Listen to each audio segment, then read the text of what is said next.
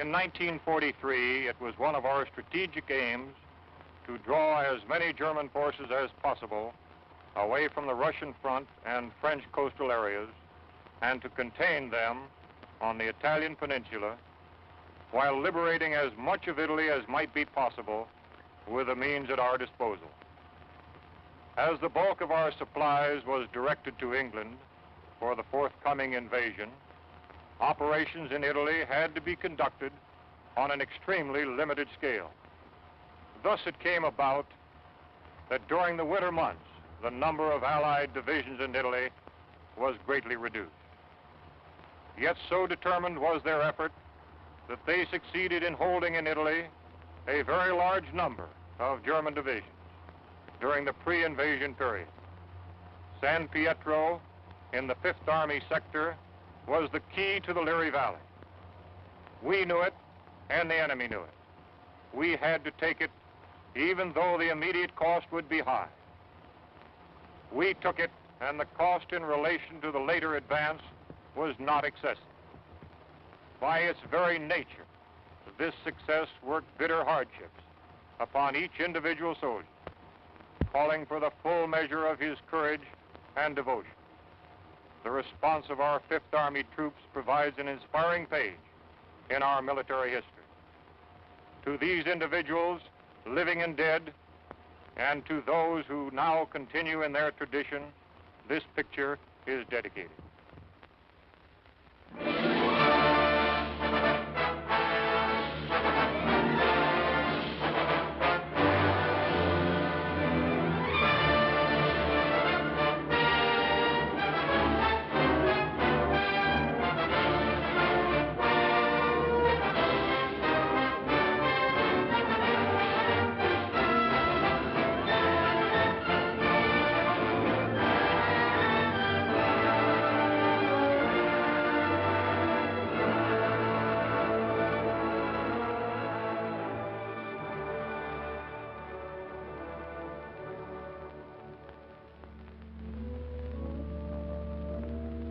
Liri Valley lies in the Italian Midland, some 60 miles northwest of Naples to some 40 miles southeast of Rome.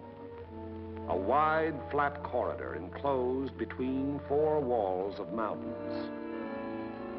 In winter, the highest peaks of the Liri Range ascend into the snows, but the valley floor with its olive groves and ancient vines, its crops of wheat and corn, is green the year around. That is, in normal times. Last year was a bad year for grapes and olives, and the fall planting was late. Many fields lay fallow. There are 2 ways from the south into the valley. One, a narrow pass. The other, a high, scenic road over the mountains. They converge before the site of the ancient village of San Pietro, which for 700 years has stood at the threshold of Liri Valley, welcoming the traveler. The stones of its walls were quarried out of the parent hill from whose slopes it rises. Population 1,412 at the last census. A farming community. Patron saint, Peter. Point of interest, St. Peter's, 1438. Note, interesting treatment of chancel.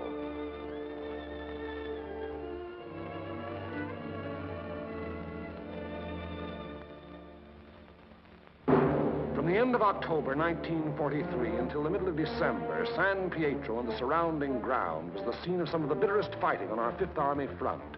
The Italian campaign had entered its second phase, to push forward again after a static period brought on by heavy seasonal rains. Our battle lines were haphazard as the terrain itself, with its flood-swollen rivers that twisted back and forth across our line of march so that each river seemed like 5. And where there was no river to cross, a mountain blocked our going, each peak ahead being a few meters higher than the last we had won, so that each new peak had to be fought for, the hard, uphill way, with the enemy looking down our throats. They had had time to fortify and camouflage their positions. No amount of artillery fire or aerial bombardment could force them to withdraw. That was for the infantry to do, employing those weapons that can find and destroy life in narrow trenches, caves, and fighting holes. It was up to the man with the rifle, the man under fire from all weapons, the man whose way all our weapons, land, air, and sea, serve only to prepare. It was up to the foot soldier to attack a hidden enemy over ground that was sown with mines, the anti-personnel S-mines that fly up at a footfall to explode beneath the groin.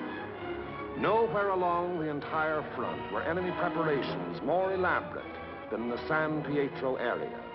For San Pietro stands at the threshold of Liri Valley, and through Liri Valley, wide and level, runs the most highly prized length of road south of Rome. By early December, we had taken and were holding high ground to the northeast, east, and south of San Pietro, the Camino Maggiore hill mass being last to fall. An Italian brigade under Allied command had made a vain attempt to capture Mount Lungo, possession of which would have acted greatly to our benefit in the impending action. The Italians were all but annihilated. In view of their excessive losses, further operations against Mount Lungo's strategic heights were abandoned. And it was decided to make a direct frontal assault on enemy positions in and around San Pietro. Elements of the 36th Texas Infantry Division were rotated from position to position, overlooking the valley, so the troops might study the terrain ahead from various viewpoints.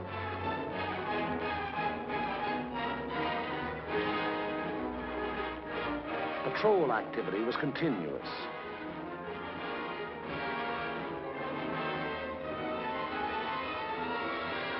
Day and night, units went out to reconnoiter the ground, draw fire, take prisoners, thus adding to the sum of our information about the enemy.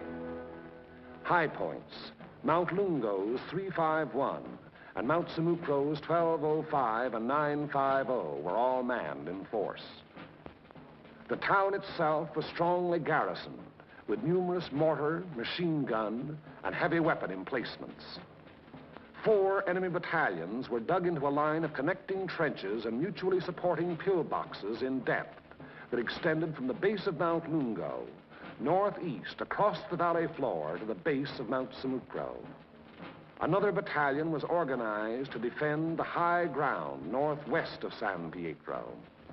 Areas before these positions were heavily mined and held a confusion of barbed wire and booby traps. On the afternoon before, D-Day and H-Hour were communicated to battalion commanders.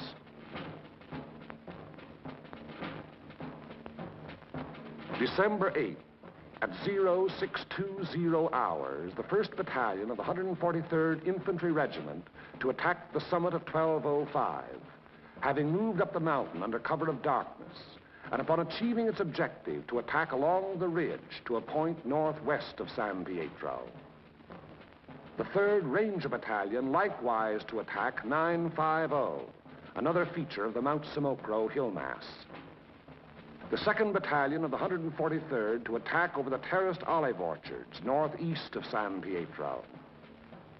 The 3rd Battalion acting in support to follow the 2nd at 400 yards.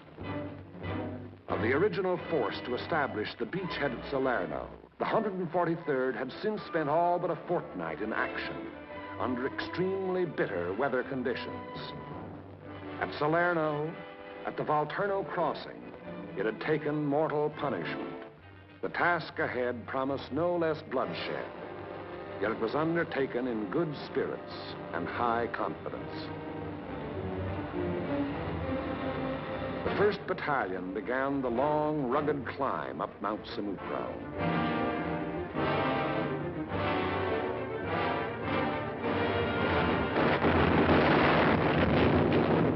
As night fell, our artillery opened up, and throughout the night hours, intense fire was laid down on the enemy's main line of resistance.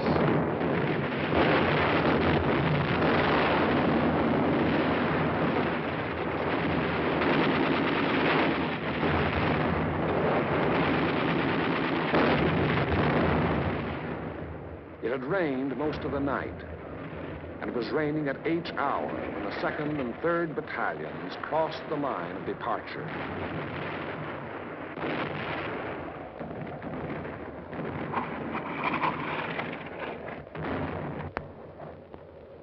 Some 200 yards forward, they encountered mines and automatic fire from pillboxes.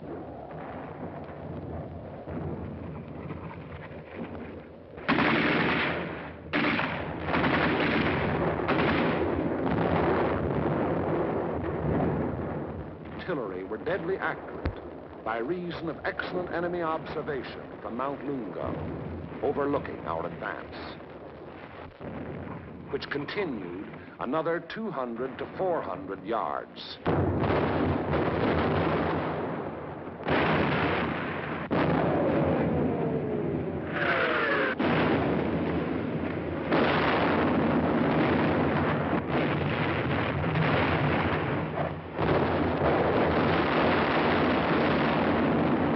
Many men gave their lives in attempts to reach pillboxes and throw hand grenades through the narrow gun openings. The 3rd Battalion was committed.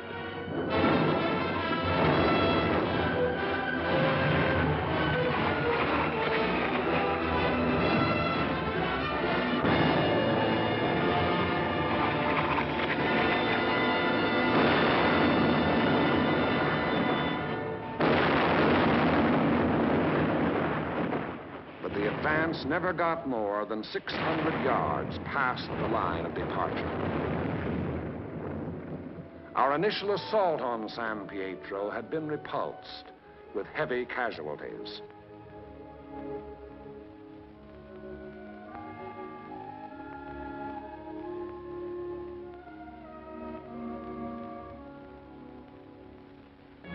The attack on Hill 1205, however, was a brilliant success. Leading elements of the 1st Battalion had gained the summit of the objective before a strongly entrenched enemy knew that an assault was in progress.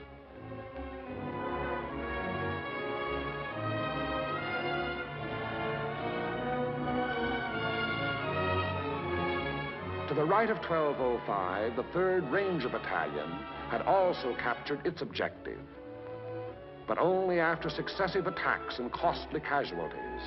For on 950, the enemy was not taken unaware.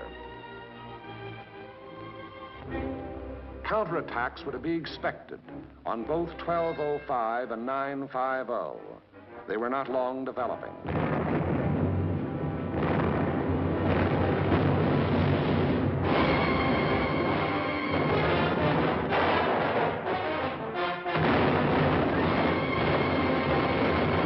The first was launched during the early daylight hours, and even as it was beaten off, another took form.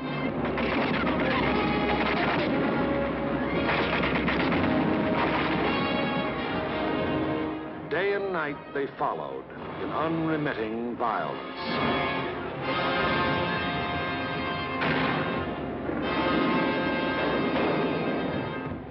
The toll of enemy dead mounted with each new attempt.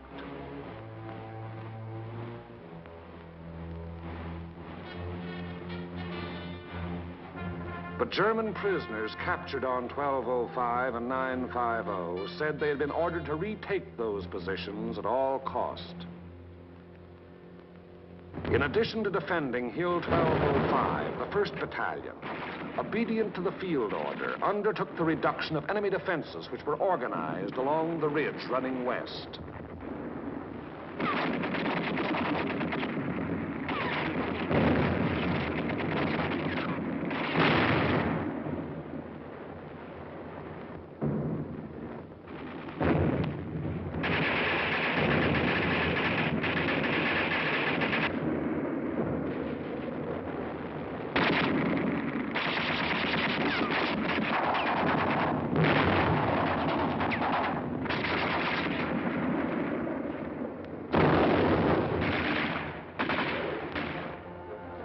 On the 12th of December, the 1st Battalion was reinforced by the 504th Parachute Battalion, which took over and maintained the defenses of 1205 and 950. thereby enabling the 1st Battalion to throw its entire remaining strength into the assault along the ridge. But the 1st strength had dwindled and shrunk in the 5 days past, and there was now a question as to whether its existing numbers were sufficient to prevail. Reports during the night of the 14th of December stated that the enemy was offering bitter resistance and that the issue was in grave doubt. Meanwhile, on the olive terraces below, the 2nd and 3rd Battalions had twice again attempted to reach their objective. Both times they had come up against a wall of automatic weapon, mortar, and artillery fire.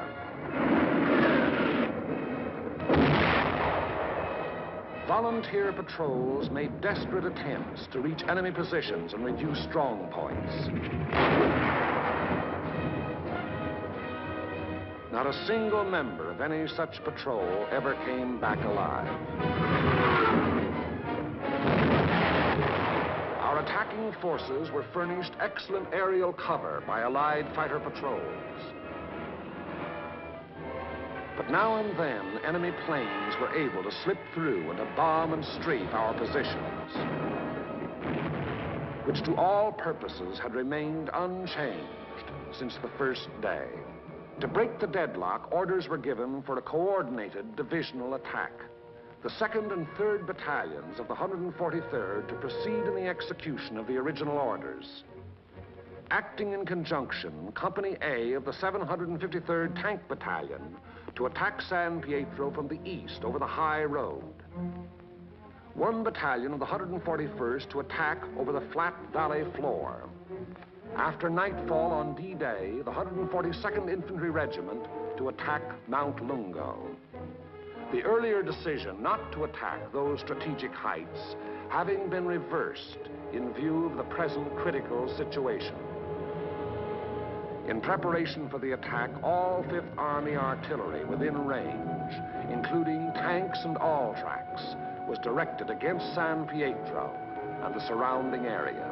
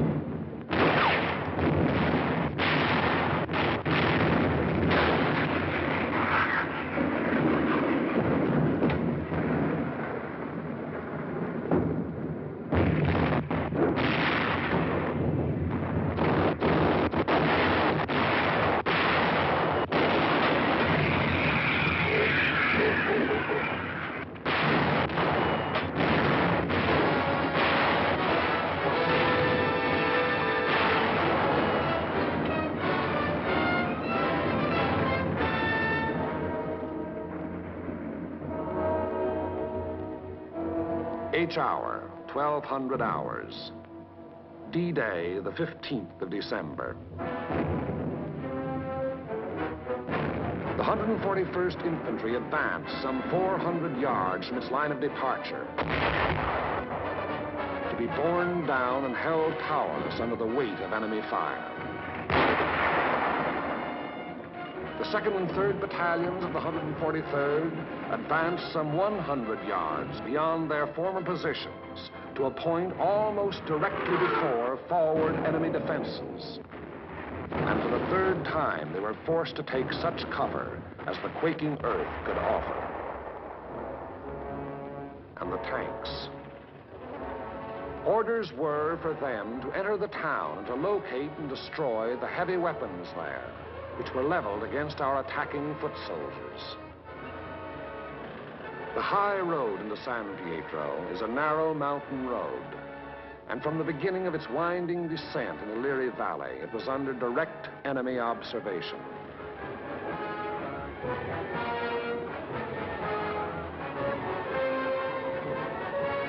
"16 tanks started down that road. 3 reached the outskirts of the town.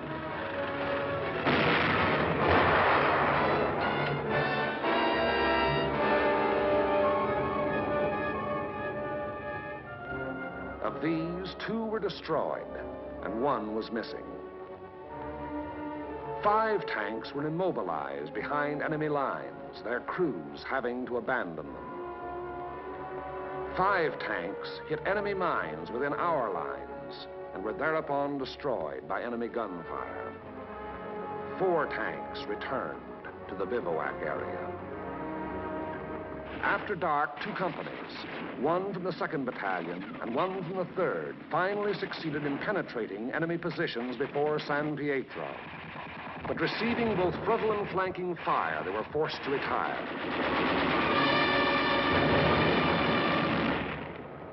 Company E having been reduced in strength to a handful of riflemen, and Company L faring little better.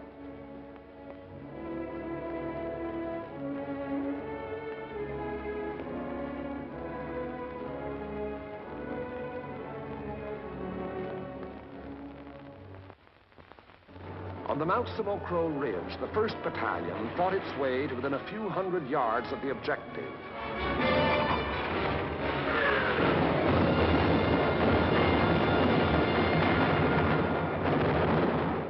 But it had paid for ground gained at the rate of a man a yard, and it did not have strength to carry the fight any further forward.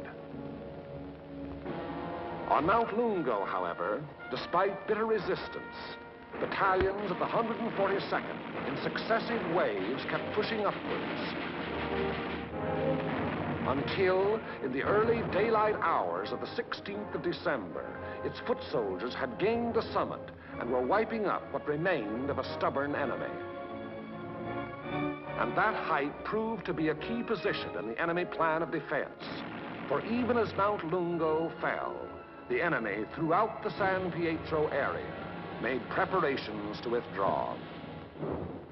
Almost invariably, the enemy will counterattack to cover a withdrawal. The first violent thrust was delivered within a few hours.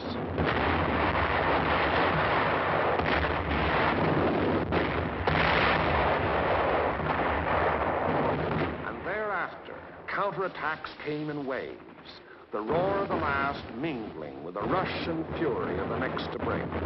Many companies lost all their officers. Enlisted men came forward as inspirational leaders to rally their battered companies into resisting yet one more onslaught. Our own artillery was brought to fall within 100 yards of our front-line elements. After 5 hours, during which the earth never ceased to tremble, counterattacks ended, indicating that the withdrawal of the enemy's main body had commenced.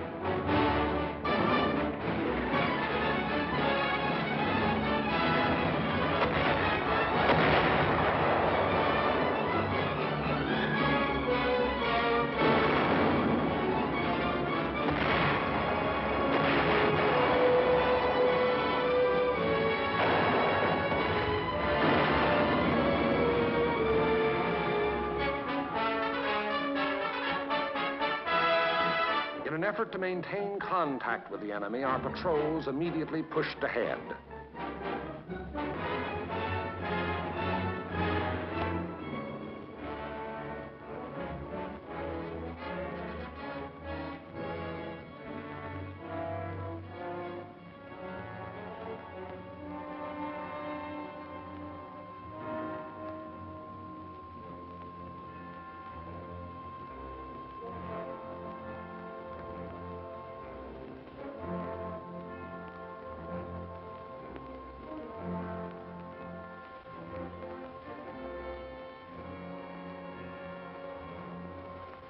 Entering the town, they discovered that San Pietro was ours for the taking.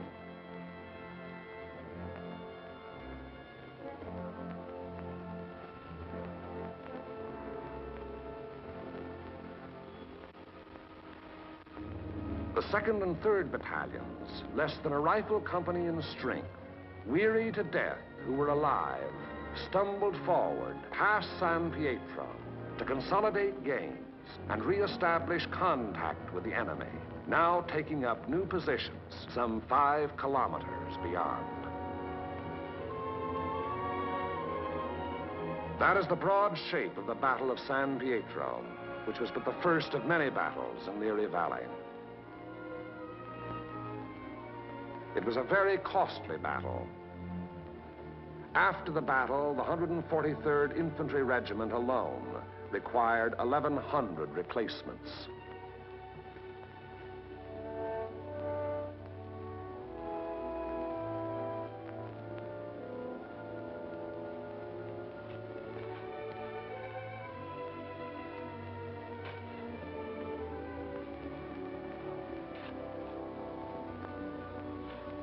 The lives lost were precious lives to their country, to their loved ones, and to the men themselves.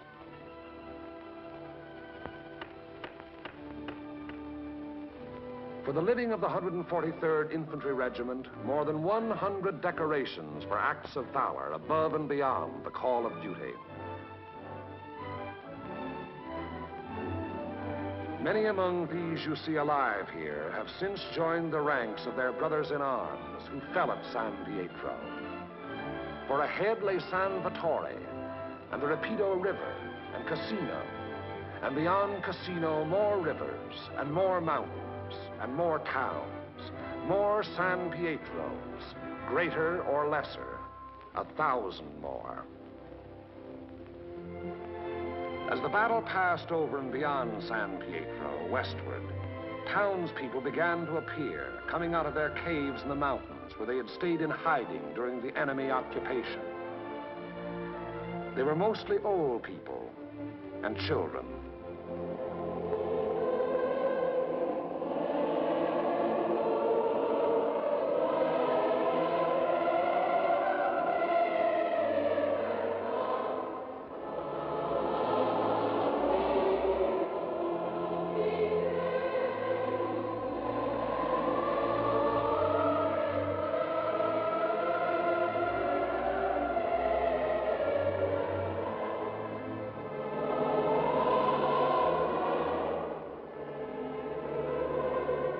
Townspeople were warned against enemy mines and booby traps, which were in the process of being cleared.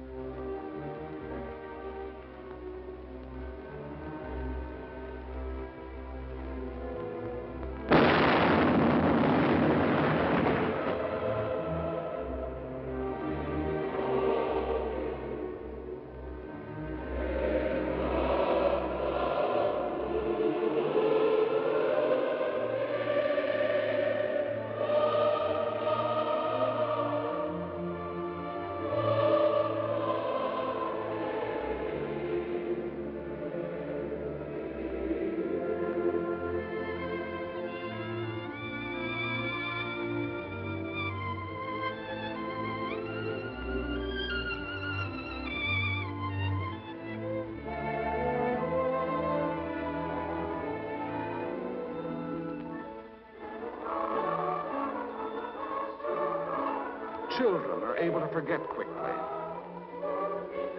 Yesterday they wept. Today there are smiles and even laughter.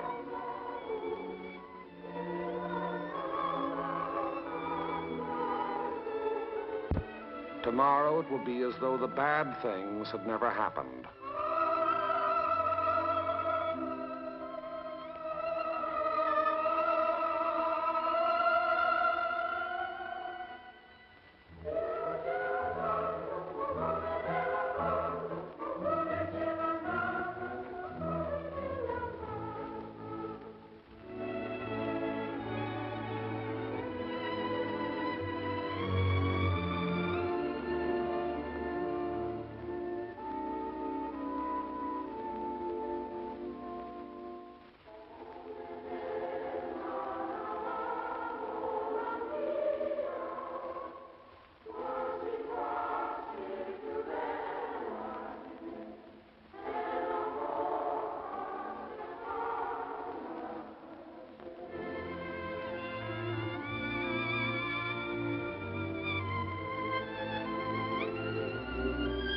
Living was resumed in San Pietro.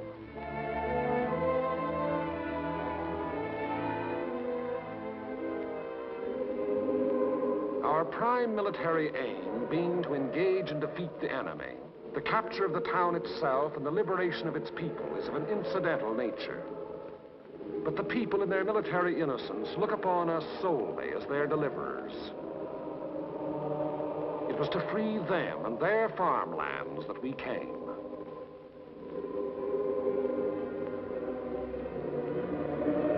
Behind our lines, southwest to the sea, the fields are green with growing crops planted after our coming by other people of other towns who believed likewise.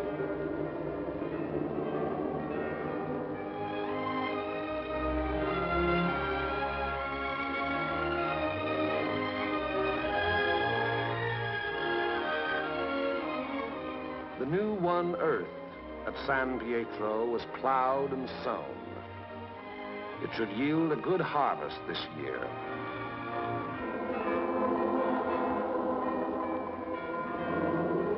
And the people prayed to their patron saint to intercede with God in behalf of those who came, delivered them, and passed on to the north with the passing battle.